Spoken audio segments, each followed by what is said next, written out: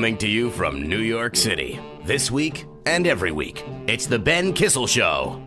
All right, welcome to the show, everyone. I am Ben Kissel, as always, joined by Mike Coscarelli. Thanks for being here, Mike. Thank you. All right, today's guest, we're honored to have him. You can see him. He's playing the younger Madoff in the television hit miniseries Madoff. He is also an editor for Mother Jones. Ben Dreyfuss is with us. Hello, thanks for having me. Thanks for being here, Ben Dreyfuss. I had a question before the show began. How do you pronounce Bernie's last name? When I say Bernie, of course, I'm referring to Madoff or Madoff. It turns out it is Madoff, like Madoff with the money. Okay. The only reason I know that is because it looks like it should be Madoff. Right. And I said Madoff a number of times on the takes, and it was around take 5 where some producer ran in and was like, you know, he's been saying Madoff.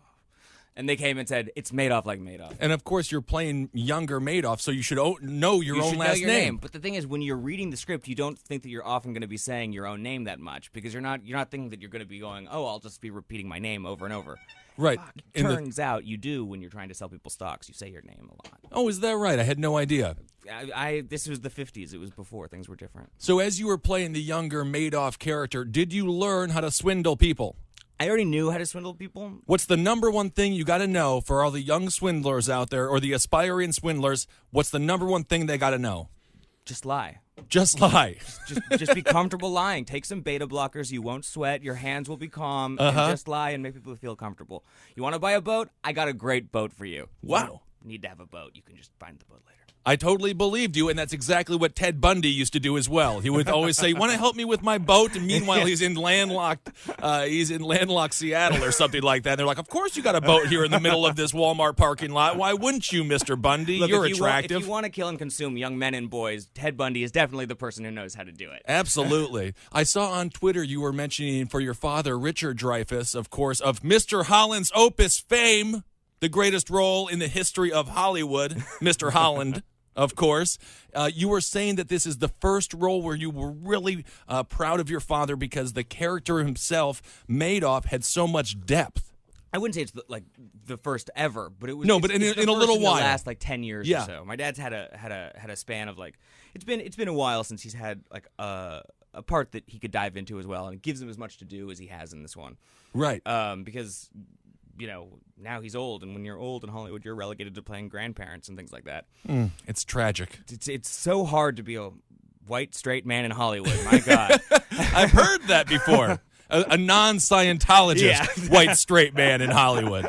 That's for certain. But that must have been such a thrill to be able to be in this unbelievably successful miniseries with your father and playing the younger version of him, very much like what Ice Cube's son got to do in the film Straight Outta Compton. Yeah, although, of course, he was playing his father outright. Yeah, and also, I mean, I think he's a better actor than I am, is the first thing. Oh, that's not true. I saw the miniseries. Ben Dreyfuss, you were so convincing as a younger Madoff, I wanted to strangle you through the screen. I mean, the nice thing about it was, you know, my dad announced he was doing it, and then I had to beat an audition against my brother. Basically, really? No, I mean, not really. But like, there wasn't a nationwide audition here. It was I uniquely look like my father. Right. And my brother looks a lot like him, but not as much like him. And so we both like went in and met with the director. And then I am the one who played it. So, Harry. Oh my good, Harry Dreyfuss. He must be livid. I'm sure he's stewing somewhere. He's actually just taller than me. Is the real problem. It's worked out for him in the rest of his life, but now he's just too tall. Take that, Harry Dreyfuss. So is acting the family business? I mean, obviously, you do a lot of other things. We've met many times. You do things on punditry as well for politics, obviously, with your being an editor at Mother Jones.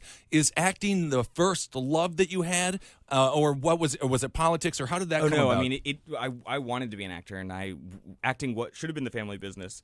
But I didn't become a famous actor. To my surprise, people say that in Hollywood nepotism is a huge thing, and it should be. But the thing is, it's not enough. I left NYU and went to LA and was like, all right, I'm ready to be a movie star.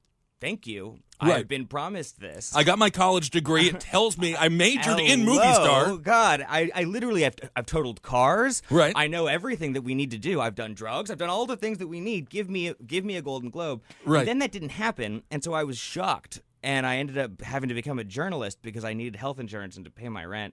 What a tragic tale. Tragic. Forced into journalism, the Ben Dreyfuss story. Literally, I mean, it is 5 years later, and I'm still shockingly in journalism. I'm just waiting. Gun to my head. Gun in the mouth. Yeah. Just bang. But I mean, hopefully, one day my dad will become famous again, and I'll be able to leave journalism. Your father is famous. Maybe there will be some sort of associate producer credit in this for me down the line, and I can just go back to Los Angeles. No, but this younger Madoff role, this is going to be this is the launching pad that you've been looking for. There will be a spin-off where like young Madoff goes and solves crimes in the 1960s around he in a little van with Scooby and his buddies. That's right. That's right. So you graduated from NYU with the degree in acting, I would assume. With one of those degrees where you sort of have a lot of fingers in a lot of different cups. Right. Things. That's right. So one of those college degrees that nobody gets a job from. Totally, yeah. Like to Brown. Perfect. Yeah. Yes. So, what was it like when you got to LA? You were really you were expecting success overnight. When you didn't find it, what was how long did it take you before you, not that you gave up on the actor dream, but before you were like, maybe I'll try to dip my toe in another field? Oh, when I ran out of money. It's thing. It's literally when you get the call that's like there's no more money in the bank account. You're like, oh my God. But yeah, no, there's cycles of denial. You start and you're like, I'll just go and it should be easy. And then a couple of months later, you're like, it hasn't happened yet. And pilot season's gone around. Maybe I'll become a screenwriter. Mm-hmm. And then a couple of months go by, and then it's been 2 years. And like, maybe I'll be a director. Maybe I'll be a PA. Maybe I'll just go to Venice Beach and juggle. Maybe I'll just do something. Can I be a lighting? I can work in the lighting business. I will sleep with you for money. And you get to all these levels, and then eventually you do run out of money. And my sister at the time was working as an actual journalist and had gone to college for journalism and had worked her way up from a small town paper to blah blah blah blah blah. Right.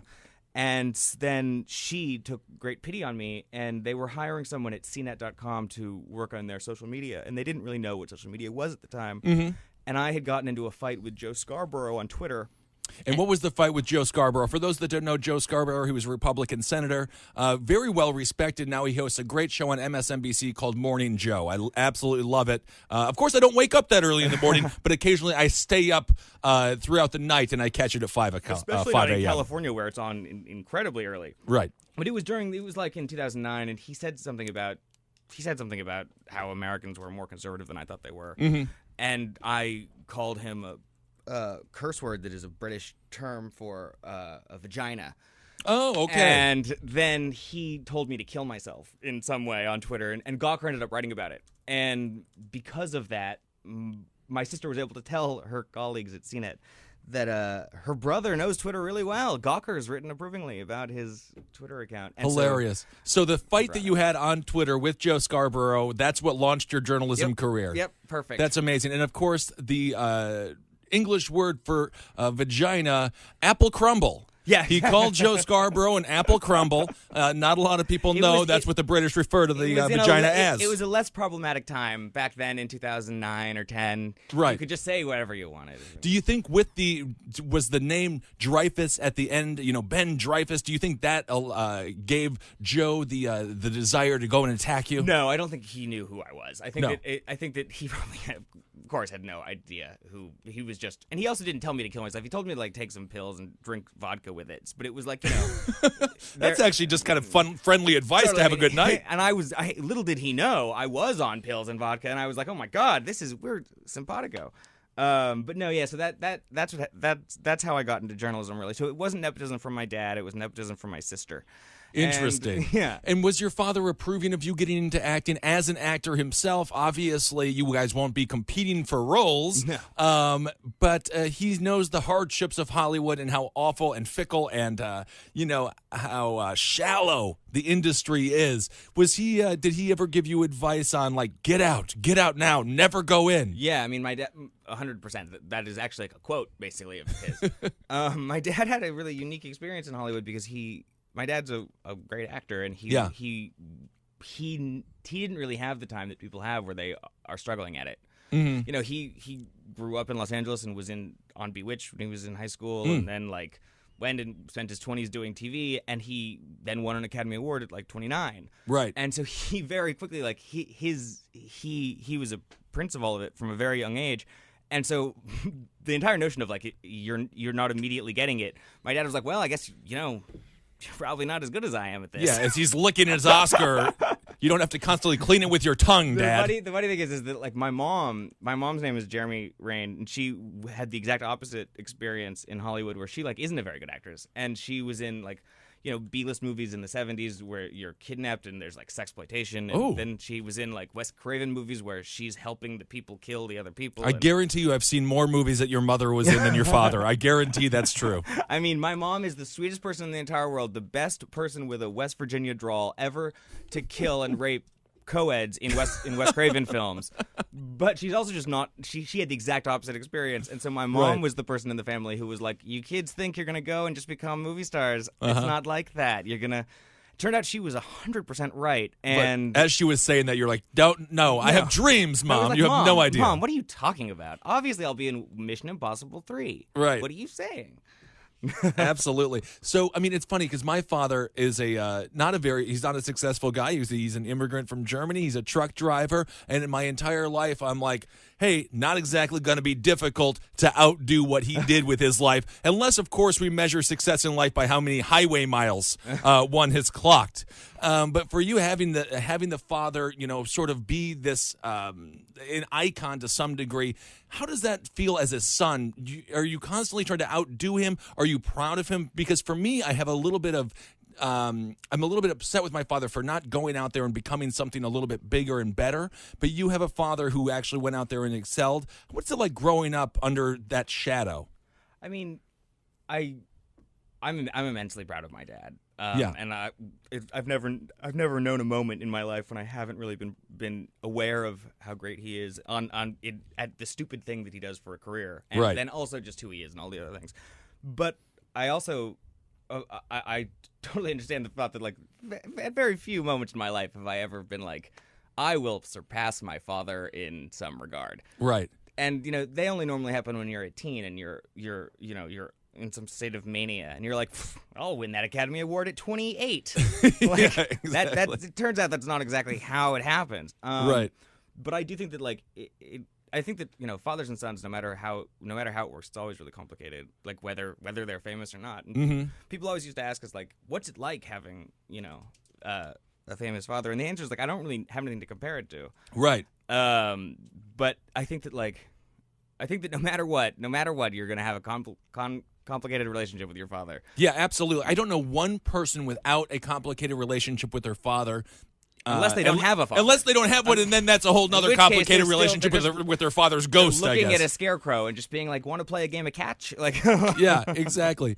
So now you're working for Mother Jones. I mean, I do a great political show. I can't wait to have you on it. It's called Abe Lincoln's Top Hat on Cave Comedy Radio. If you haven't heard it, please go out there and give it a listen. It's phenomenal. And Ben Dreyfuss will be on. I'm just booking him right now. He will be on in the near future.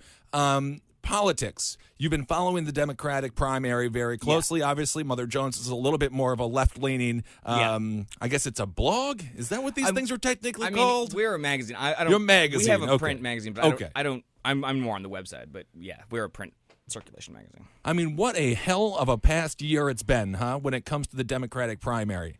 I mean, this is the most exciting time for a political journalist, without a doubt, don't you think? Totally. I mean, absolutely. I think that, like, especially at this exact moment right before the New Hampshire primary, where you have this, Hillary just won Iowa, but by like a tiny little... By an apple crumbles hair. Yeah, by a coin flip. by 6 coin flips, yeah. Well, I think that you really want it by more than a couple coin flips. As like they've debunked that MSNBC thing about that, I think. But even then, regardless, she's won it, pretty tiny. Very, very small. Very small. Yeah. And you have Bernie Sanders, who a lot of people feel very passionate about, but then a lot of other people feel, is living in a world of pure imagination and, doesn't necessarily have the... And so don't go putting Willy Wonka songs in my head, by the way. Pure imagination. He's in a Wonka-vator just waiting to, Yes. But so I think that it's a really interesting time for the Democrats. I am fonder of Hillary, I think. Yeah. And so I think that, like... because you think she's more reasonable. Yeah. It's possible her lower expectations are possible to achieve. Yeah, I mean, she has realistic goals. Right. And I think that also I personally find her more likable, to be honest. Mm-hmm. I know that there's been a long things over the years with people not liking Hillary. I find Hillary pretty likable. I think that Bernie Sanders maybe too much reminds me of all the uncles that I know who are old Jewish men barking at me at my bar mitzvahs. And Right. There's an anger that I find sort of unappealing. Well, I think your father could play Bernie Sanders in a TV movie, and you could play young Bernie Sanders in a TV movie, and you'll just have an entire career playing young Bernie. Yeah, it'll be Saunders. How do you pronounce it? They'll bring it in. Get that Ben Dreyfuss kid out of here. I think that we'll get a lot of. I'll play the young version of old Jewish men. Oh, perfect. Yeah. That's an amazing career that you're going to have. Believe it or not, there's a lot of old Jewish men who have a lot of acting work, and I'm sure that they would love a younger version of themselves. But I mean, I think that like for all the fun and games of like the Democratic race, which really like for regardless of like how close this election is right now, right, the fundamentals haven't changed, and Hillary's probably overwhelmingly likely going to win. But then you have the Republican side, which has had the most, surprising year. No one could have guessed exactly how this would have turned out. A year ago, everyone thought, Jeb Bush was going to like, even if not everyone, but like there was a general understanding he would probably be one of the people in the top. And now we have Donald Trump and Ted Cruz and Marco Rubio, and like Rubio, I guess people always suspected. Well, speaking of legacy, as we've been discussing, no one has a more powerful family than Jeb Bush. Obviously, he is failing miserably in the polls, so miserably he is forcing his 90-year-old mother out with her walker to New Hampshire. She's walking through snowbanks, walking in snowstorms, having to hang out with people she doesn't want to associate with in bizarre diners and delis all across New Hampshire. Do you have any sympathy for Jeb Bush? 100%. And how bad of a candidate? His mother. And for his poor mother, who's very old and being trotted out like a prop in all of these things. And the father, all the Bushes. I have sympathy for all the Bushes here. Yeah. I mean, you have to, right? Because, I mean, you don't no one thought that we ever would have sympathy for Jeb, but he's just done so bad. It's almost to the point that he's a special needs child. He's asking people to clap for him. He's asking people to clap for him. What's been some of your favorite experiences working for Mother Jones? Has there been a politician or a public figure that you had an opportunity to meet that you were just really proud of your life decision to get rid of acting, a bunch of losers and schmucks, and move over to journalism? No. Not one. No, I mean, I'm not a reporter, so I don't go out into the field and meet. I haven't, I think, since working at Mother Jones, met any politicians except for the politicians I bet have been prior in my life because they like to come out to Hollywood. Right. No, I mean, the thing that I've loved about working at Mother Jones is that you get to actually write about politics and do these things that matter and be a part of, in some small sense, the like important discussions in our country about gun violence and civil rights and all of these things. Even if it's only that my contribution to that is collaterally. Right. But I definitely, before that, I worked at this place called CNET where I would write about cell phones. And so it was a nice thing. It's a nice move from writing about the Samsung Galaxy 3 to writing about gun violence. Yeah, I suppose so. Yeah. I think cell phones aggravate me more. In a strange way. Look, I mean, like gun violence might have blood on its hands, but cell phones are the thing you spend your day cursing at. I think. Exactly. Gun violence has blood on your hands, but phones have blood coming out of your ears. It's terrible, these things. We're all going to get brain cancer, I'm sure of it. But at the same time, I mean, I got to use it. I mean, if you're going to get brain cancer, we're all going to... If they're giving you brain cancer, which I don't think they are, we're all getting brain cancer together. That's right. So, of course, Mother Jones, the head of Mother Jones, or one of the more powerful figures, he's regularly on the MSNBC show Hardball with Chris Matthews. Chris Matthews has a lot of spit. He's got a lot of spit coming out of his mouth on a regular basis. But the guest for Mother Jones is David Korn. Yeah, David is the D.C. bureau chief. He's the D.C. bureau chief. And what do you think about this guy? Because sometimes I see him on screen and I say, just like that little young Bernie Madoff, I want to strangle him. I mean, David's fantastic. David's a fantastic DC, He's on the pulse of it, and he's, the 47% video. David is... Oh, was he the one who broke the 47% video? Yeah. For those that don't remember... Mitt Romney was giving a private speech at a dinner full of very wealthy people. One of the bartenders or waiters secretly filmed him, probably with a Samsung Galaxy, as a matter of fact. It wasn't iPhone quality. No, it was not iPhone quality. Mitt Romney admitted that 47% of the general electorate won't be voting for him, and this got blown into a very large scandal for the Romney campaign. They really never recovered, and a lot of people give that as one of the main reasons he lost the race, other than the fact he was a very white bread person who never had any problems in his life. Yeah. But yeah, so I think that it was on the Newsroom season 2. If you've seen the Newsroom season 2, there's a whole episode about it. But yeah, no, I think that David is a wonderful sort of ideal of what you have as a DC journalist, and how you can be inside the Beltway and also do investigative work and not become beholden to the sort of Politico sort of nonsense that people have about like rewriting press releases from the Department of the Interior. Yeah. So did you grow up? Just switching a little bit now because I am from Wisconsin originally. Are you a cheese state? The cheese. Oh my God, there's so much cheese. Wisconsin is full of cheese chalets, which is a cheese shop. Chalet, not shallots. Like I made fun of a lot of times. That's a very fancy term. Yes, that's right. But you put the word cheese in front of anything, and delicious. It's delicious, like, but I'm sold. It makes it slightly less classy, but that's okay. The cheese. What's a classy word? Cheese for what? For anything. What's a classy word? Beignet. Cheese beignet. Well, that actually sounds very good. Never mind. Scratch my theory. It's all over. That was actually a great one. That is a good beignet. It always sounded. It's like the fanciest sounding donut. Yeah, as I'm concerned. No, is it a donut? It's like a donut. It's a fritter. pastry. Well, it's like a pastry. It's a pastry. Louisiana specialty. You have people who spell donut wrong, and then there's people who spell donut with the fancy way, with the OU and everything, and then you have beignet. Well, I am livid. Now that I think about it, I'm livid. There isn't somebody who owns a donut store who has a donut called the John Benet Ramsey donut. John Beignet Ramsey? The John Beignet Ramsey donut. Too soon. Is it too soon? Too soon? It's only been 20 years or something. I'd eat it.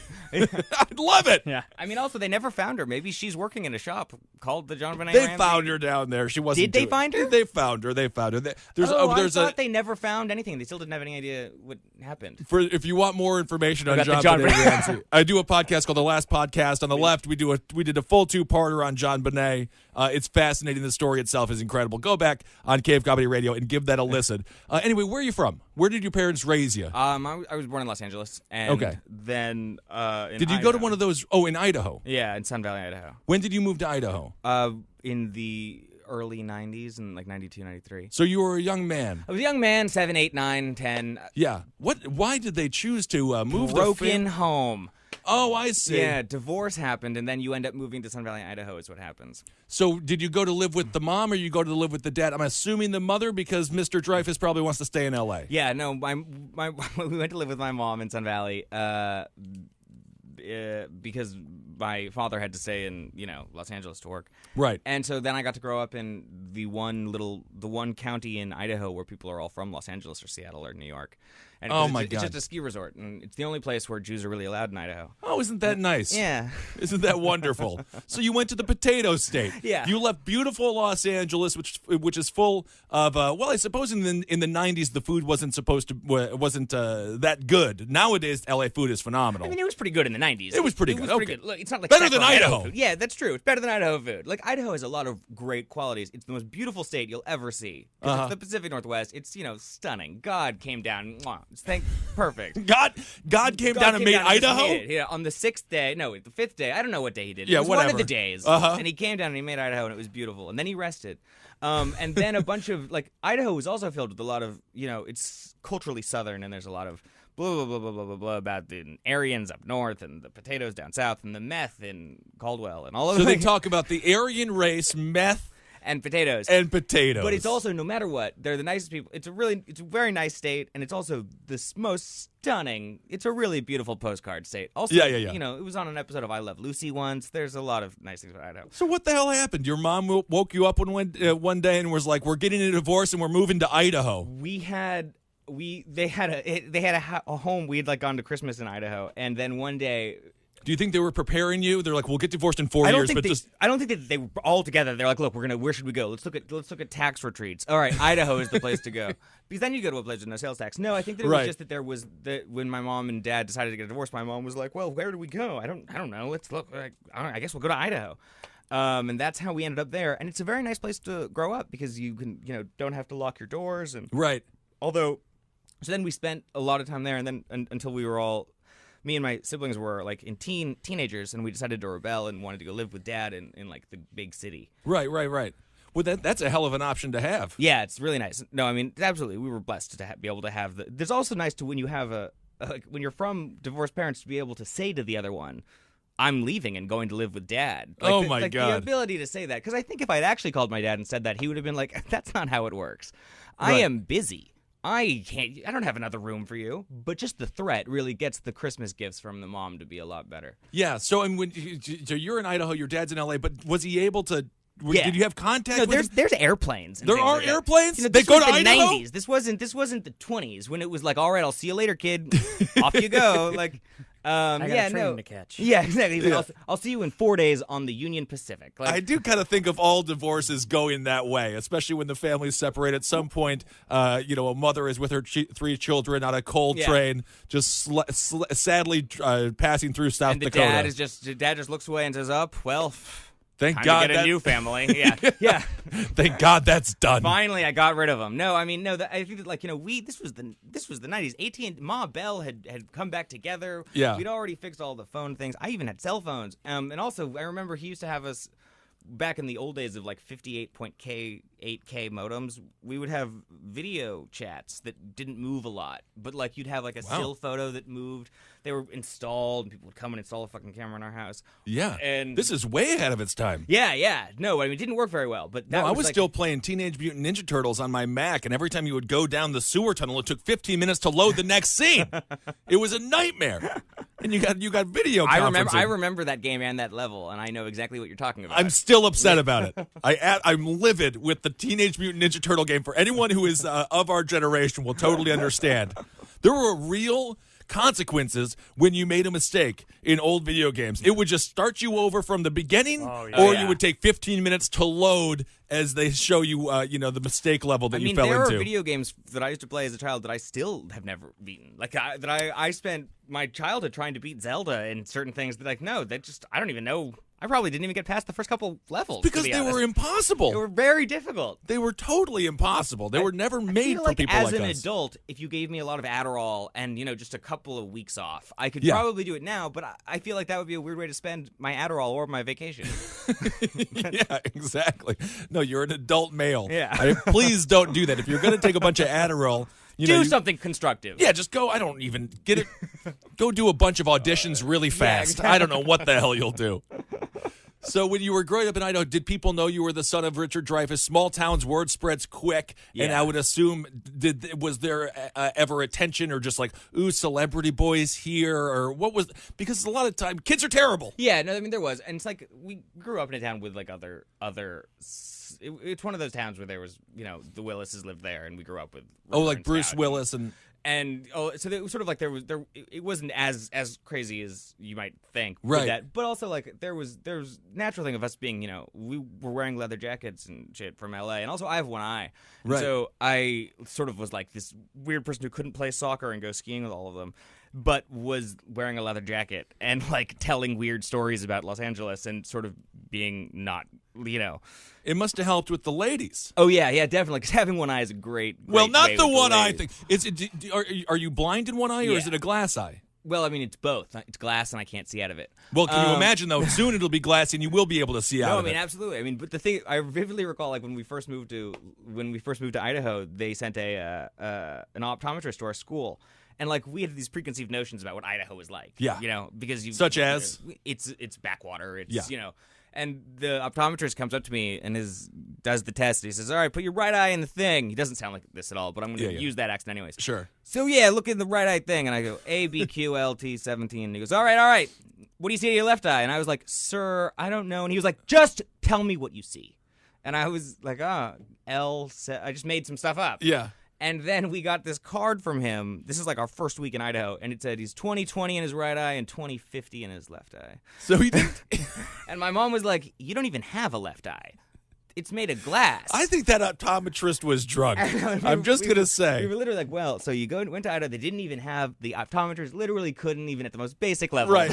And your glass eye sees better than most Yeah, people, exactly. actually? The glass eye is legally allowed to drive in most states. Oh, my God. That's hilarious. What, it was a born condition, or Yeah, did you I lose it was- throughout life? I mean, I used to lie and tell people I lost it in like a knife fight, but That's a good way to do it. It is. I mean, if you're as long as you're on the right side of the knife fight, you don't want to lose it if like you're mugging someone. Right. But, That's just embarrassing. Then you're not only a bad mugger, but you're a mugger. That's but right. You want to lie and say you were defending someone from being mugged. Of course. But no, I was born with this thing called Peter's anomaly that it was born wrong and broken. So they just popped it out and put it in a glass They eye. popped it out after a little bit because it didn't look right, and I was like, "Oh, Jesus, stop!" God, what a hell of a surgery! That sounds like a nightmare surgery. Yeah, no, I mean, I think I was out for it. Thank God. I think. Yeah. It would be terrible if you weren't out for it. Yeah, what else would they? Yeah, you got to get knocked out for that one. They're not just going to give you enough Demerol where they can just spoon out your eye. Yeah. Unless it's sort of like, I feel like that's a Vietnam film. It probably happened in a Nam film. I'm sure it happened a lot in Vietnam in real life as well. I'm sure it happened in Vietnam is a great thing to always say to people. Oh, yeah. Oh, yeah, you think you're special? It used to happen in Nam quite a lot. Exactly, and probably happened in some of those Wes Craven films your mother starred in. I mean, she was constantly spooning people's eyes out. Always. Just right and left. Yeah. Is that something, I mean, obviously, I'm sure people bring it up. Is it something you're really sensitive about, or were you, is growing up? I mean, being 6'7" for me, I was very fat as well. You know, these are always things. Everyone's always pointing out the most obvious flaw, and you're like, I got it. I know all about it. I'm living inside of it. I hate every second of it. Do you want to talk about my parents' divorce, too? Like, what else? Let's just get into that, please, God. No, I mean, I do think that, like, you definitely have a bunch of, like, weird stuff about when you're growing up. And Did you ever do that? You got to pop it out sometimes in class. Yeah, totally. I mean, my parents were divorced, so my mom had like boyfriends, and I would be like, if I want to get rid of this boyfriend, I'm going to take my eye out and just scare the hell out of this idiot. And I love it. There was a bunch of. I used to be able to pop it out without touching it. Like I could just have my eyelid flick it out, and so that is a great way to terrify someone who's dating your mother. Oh, you're going to be, but you're going to be a great grandfather. Oh, yeah. You're going to have the best grandfather trick ever, and the kids are just going to be terrified, but they're going to constantly request that you do it. And I'll be like, I don't even remember your names. Who are you? Oh, well, I'll pop my eye. Oh, they love it. Yeah. Have it roll around to the ground a little bit. Eye will they be can just like bat an it around. iPad mini. So you just give it to them, let them play with the eye. They'll just love it, and everything's wonderful. Yeah, exactly. No, but yeah, I think that everyone, I mean, whether you're 6'7" and fat or one-eyed and 5'7", it doesn't matter. There's going to be something where you're like, oh my God. That's why you gotta, well done for those, moderately height-weighted, two-eyed people. They're God's children. But then they complain about not having any problems. I know, they complain about being like a single child or an only child. I know people who are only children who are like, oh, you don't know what it's like. So difficult being the only child. Having everything that you ever wanted with no one fighting for I know, it? You're like, oh, God, it sounds so difficult. It sounds so hard. The privilege. Yeah, exactly. The privilege of not having your toys destroyed on a regular basis by an aggressive older sibling. Yeah. What are you? Are you the oldest, the youngest, middle? I'm the middleest. I have an elder sister and a younger brother. Okay, that's cool. And you guys are, and of course now your younger brother, he is obviously attempting to act as well. Yeah, he's in LA Harry, he's in Los Angeles, he's like 25 and tall and blonde, and he's doing what you do in Hollywood and is an actor and a writer and a director and all of those fun things. It seems like the whole family is absolutely crushing it and finding their own way in life, which is amazing. I mean, finally, like eventually, you have to. After years of us out in the wilderness, it seems like we finally started to do things. But yeah, no, it's nice. It's good. I mean, we've been very lucky and had a lot of opportunities and all. So, of that. 12 years old, you went. Was it 12 or 13 or 14 when you went back to LA? I don't know, around there, around the preteen. So you're like, as soon as high school hit, you're like, I am getting out of here. Oh, a little bit later, I moved to New York, and I saw the movie Kids, and was like, that's what I want. I wanna do that thing that Rosario Dawson was doing in that movie. Yeah. But yeah, so then I moved to the big city, and Favorite city, LA or New York or Idaho? I mean, as far as states, no, not Idaho. Not Idaho. I mean, I live in New York, and I love New York. I love it because I don't have to drive, really. Yeah. And I'm a terrible driver. I've destroyed a lot of cars. How many cars you got under the belt? I have totaled 2 cars. Not bad. I totaled 2 as well. What type of cars did you total? All right. So my first car ever, it was a Ford Thunderbird. Okay. And I That's loved a pretty cool car it. Was to total. It That's was a pretty cool cool car to total. And I started drinking at the age of 12, and I didn't stop. Natch. You know, it's Wisconsin where I'm from. So knowing what Idaho is like, it's very similar, except for instead of potatoes, again, we have cheese and porn shops. That's all Wisconsin has is porn cheese. Shops? Porn shops. Because Wisconsin, much like Idaho, it's just a trucker drive-through state. Totally. So truckers are apparently just jerking off constantly no and then doughs craving and porn. cheese. No I don't know. Those cabins of the trucks must smell something atrocious, worse than the sticky. tombs. It's very sticky. Yeah, sticky but the guy is always full of cheese, so I guess good for him. So I had a Thunderbird, And sure enough, I'm driving to school one day, and I just crossed the street like an idiot, and a car T-bones me. This guy is very upset because he lost his favorite car of all time. Meanwhile, the trunk of my car pops open. Beer cans just go flying. Full beer can. I wasn't drunk. I mean, this was in the morning. And I would assume I was going to consume those beers later that night. So that was my first accident, and it was fairly shocking. And then I had a yellow Geo Metro.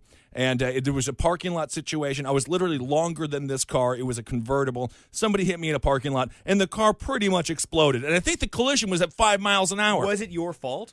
Every accident was my fault. Okay. And as a matter of fact, I got 3 cars. Another time, I was driving this huge Oldsmobile. I have no idea where the hell I got it. I think I bought it for like $500, and I just rear-ended somebody on a highway. So I totaled 3 cars. I mean, I flipped a Jeep once. Not bad. And into a tree, and I... Sober or drunk? Or is this off the... I'm not gonna answer that question. All right. The Fifth Amendment.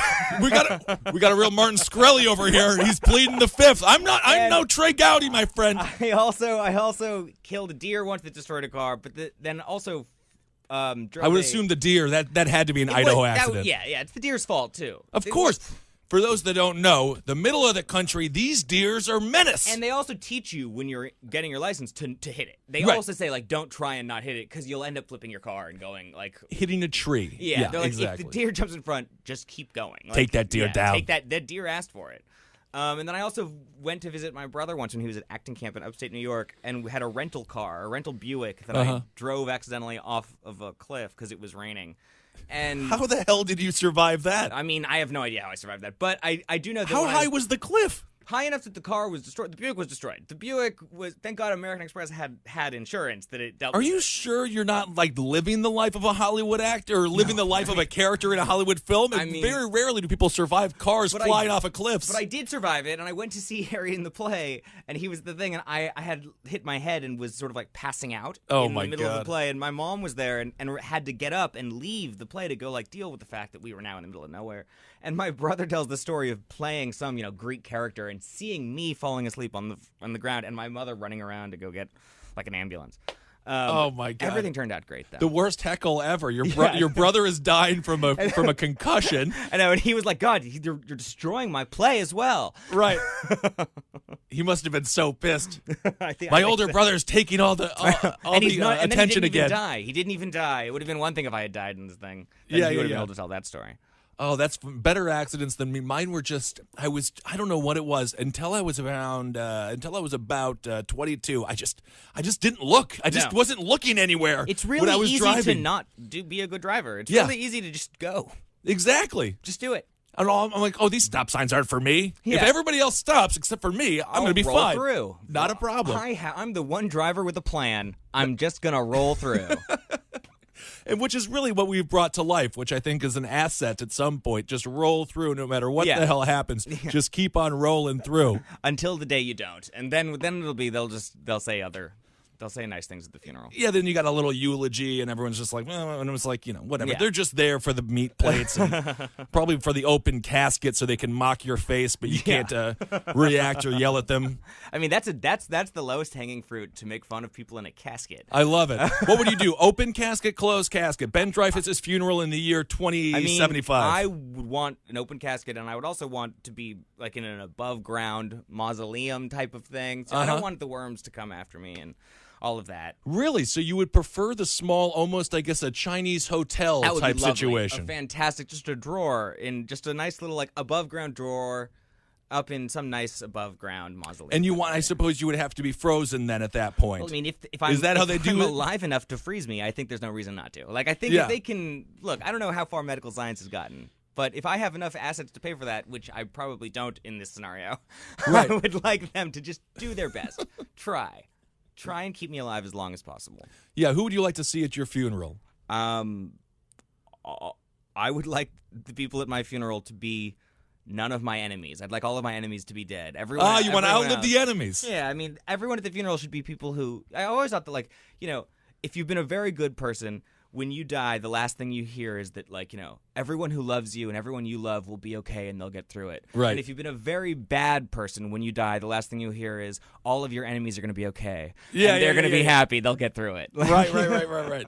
Do you have any main enemies? Not that I'm going to mention. You have to mention one. No, I'm never going to say any because I'll help their Google search results. I see. Got to keep them all. Of course we have enemies. Enemies are fun. They sort of motivate you to get up every day and work hard. Are your enemies in the entertainment sector or in the political sector? I don't really have any enemies in the political sector other than like ideological disagreements. Right. With people like Joe Scarborough. Yeah, but who even he seems like a nice person. Yeah, I have no actual. But like it's all you always have enemies that are personal based. You have to have a nemesis that's personal based because they went to the prom with Jenny or something like that. It's always got to be more fun. Like, who are your nemesises? Man, I was trying Nemesis. Oh, which is a great. Speaking of video games, as we were previously, Resident Evil Nemesis is a great game. I'm trying to think. I have a few from high school. People that I can go back. One's name was Casey, and I mean a true. I think I've discussed it on this show previously. There's a cliche that all of your bullies in high school will just stay in your hometown and become janitors or drunks. Yeah, or both drunken janitors, which is really kudos. Yeah, good on you. If you're a janitor, please just be drunk, and I love everything that you're doing. His name was Casey. There was another guy named Dan, and I'm trying to think. Jason, maybe a Jason. Either way, with a Y. No. This is with Stevens Point, Wisconsin. There's no Y's. There's no Jasons with a Y. No, this isn't Big City, Idaho, my friend. No. And go back to Brussels. I'm sorry. That like group of people, they used to do this thing. It was called the dime drill, and they did it to all the freshmen, or not all the freshmen. I mean, I have two gay older brothers, and they both left. When I was a freshman in high school. So I got a lot of the brunt of the homophobic attacks, even though I'm straight. So I don't know, and I can't even go to the LGBT communities and tell them how tortured I was. They don't care. LGBT. It's not like Al-Anon. No, exactly. So there was a thing where you had to push a dime around a toilet bowl. I mean, it was a terrible experience, and there was a lot of bullying going on. So those guys, those are my enemies. And I see them on Facebook, and I just revel in their misery. The best photos they have or their greatest accomplishments are killing a 30-point buck, or killing some random animal, usually with their white trash car. So those are my enemies. But you're right, it is tough. I don't have any career enemies. There are some people who have taken who have gotten roles over me when it comes to talking head things. Yeah. Not talking head things, or very small things. There was something I was doing for a internet company that used to be extremely famous, which is now... It's Yahoo, isn't it? It's close, but not quite. And they gave the job to this real prick, and he's a total schmuck. And, sure enough, that project completely fell apart, and now I'm all over Fox News. So I take great... and I'd much rather be on Fox News, the #1 cable network, than some... dead internet channel. So I do take some solace in that, but I think that you're right. Anger, it can feed you, but especially in this business, you can't let it start attacking you. No, I mean, the closest I ever came to being there was like a number of times in movies where I'd be like, almost it's between me and someone else, and that other person gets it, and then would get to be in the stupid movie about mutants. And exactly. The thing is, they say this thing in AA when they're like, look, if you can drink normally, we tip your hats to them, and like I don't tip my hats to those people. I'm not British. Number one from the 1920s. I don't even own a hat, you son of a bitch. Yeah. But I do get well done. You get to play that role, and now you're famous, and I'm jealous of you 1,000 times. But I'm also, look, I'm not going to key your car.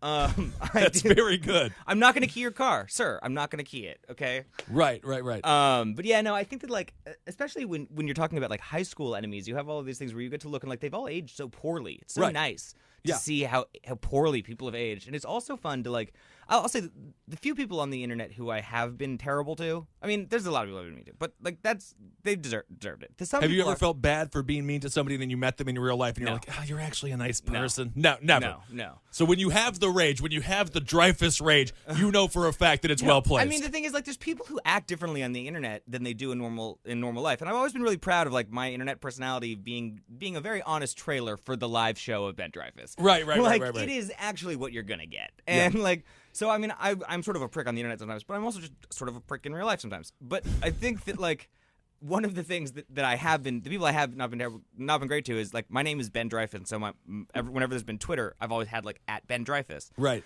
And I've always, like, reserved those the second I can. And there's a few other Ben Dreyfusses in the world that I know about from, like, Google. Okay. And they, like, one used to play tennis at Brandeis, and, like, whenever I've gotten, like, Gmail at Ben Dreyfuss, I've then, like, always, like, emailed, like, at Ben Dreyfuss #1, like, haha, idiot. I got it. What a dickhead! I got it, and like I did it on Twitter, and I was like, "Ha, I got it. I got at Ben Dreyfuss this time." Do they even care? One time, one of them wrote back to me and was like, "Just shut up." And I was like, all right. But then Snapchat came out. I am gonna say that is a really prickish thing to do. Like, just be like, I got your name. And like for over the years, because I just kept always getting it. And like there's like 3 of them. Right. Like, but then one of them got Snapchat Ben Dreyfuss, and so I had to have them, and I started to like snap at them. All right, touche, man. Like, oh my God, touche, hilarious. motherfucker. Do you own the Ben Dreyfuss? As far as when you Google Ben Dreyfuss, is yours the first name to come up? Yeah, it is. Okay, yeah. good. Ben Kissel is also the first. I mean, the only Ben Kissel according to Google, which I really like. Coscarelli. When you Google your name, yeah. Are you the only Mike Coscarelli? You I'm come not, up first. Actually. You No, got to work on that, buddy. I come up first, but I'm not the. There's some kid in Michigan who was like a baseball player. Does he have Twitter, or does he have like just your name? Yeah, but he's a total fucking dickhead. Well, He's you like got to take him down, Mike. Hold You on, got to own your Google. You got to do it. You're gonna, but you obviously with the young Madoff stuff. Are you excited? Madoff. Oh my God, Madoff. that's right. It's I hard. got the Ben It's hard. Dreyfuss disease. It's hard. Madoff, which is actually more difficult to say than Madoff. But you're gonna keep on acting. Yeah, I mean, I'll do anything for money. Right. I mean, I feel like you would make a perfect villain for some reason. Totally. Maybe it's just because the Ben Dreyfuss Twitter Totally. story. I'm gold at villain for that. Yeah. No, I mean, yeah, absolutely. I think I'll probably keep acting in and out and like doing other things outside of journalism. Is there any dream role? Is there any character that I guess is sort of in the lexicon now that you would just love to play? I don't know about that. You know, Bond villain, or maybe James Bond himself. Who knows? No, I don't think that they have a lot of Jewish American Bonds. They That's don't? maybe Not yet. Not yet. Maybe not. Our people have struggled for so long. 5,000 years we've been waiting to be a Bond villain. I don't think there is necessarily a specific role, but I think that I don't know. There's a lot of roles for Jewish American white men in America. Yes, there are. I'll be fine. It's going to be exciting. Man, thank you so much for being here. Of course, thank you for having me. I know I'm always shooting questions out, and everyone's just like, stop asking me things. But you were wonderful. No worries. Obviously, we were discussing Twitter. You can find Ben Dreyfuss on Twitter at Ben Dreyfuss. Not Ben Dreyfuss 1, not Ben Dreyfuss 42069, at Ben Dreyfuss. He owns it. And read his articles on Mother Jones. It is really phenomenal. You are an extremely smart man. And as this political season continues on, if you are somebody who is left-leaning, you're going to love being fed everything that you want to hear. And if you're someone who is right-leaning, go check out Mother Jones, hear what the other side has to say, and get a more informed opinion. It's a great magazine. All right, Mike Coscarelli. You can find Mike on Twitter at Mike Coscarelli. It's Mike. You not Mike Coscarelli 1? No, it's at Mike. I am the only at Mike Coscarelli on Twitter. Good. I don't know what this other kid is from Michigan. He's got to die. We got to take him. No, and I'm not saying if you are in He's Michigan, got to die. do not kill Mike Coscarelli. You're right. I gotta get. Don't take him out. Don't Ben Dreyfuss. You're a bad influence on the producer, Ben. There can only be one, right? I think so. Take care of him. That's very true. And of course, check out Mike's podcast, Social Villains. Yes, sir. You will love it. All right, I'm on Twitter at Ben Kissel. Make sure to check out all my other shows on Cave Comedy Radio. For politics, check out Abe Lincoln's Top Hat. I cannot wait to have Ben on, and we will just talk about politics for a full hour, and it'll be phenomenal. And Abe Lincoln's Top Hat, a round table of gentlemen, and of course the last podcast on the left. And you can also find me on Twitter at Ben Kissel. All right, everyone. Thanks for listening. We'll talk to you soon. Thanks for listening. We'll talk to you soon. Thanks for listening. We'll talk to you soon. Thanks for listening. We'll talk to you soon. Thanks for listening. We'll talk to you soon. Thanks for listening. We'll talk.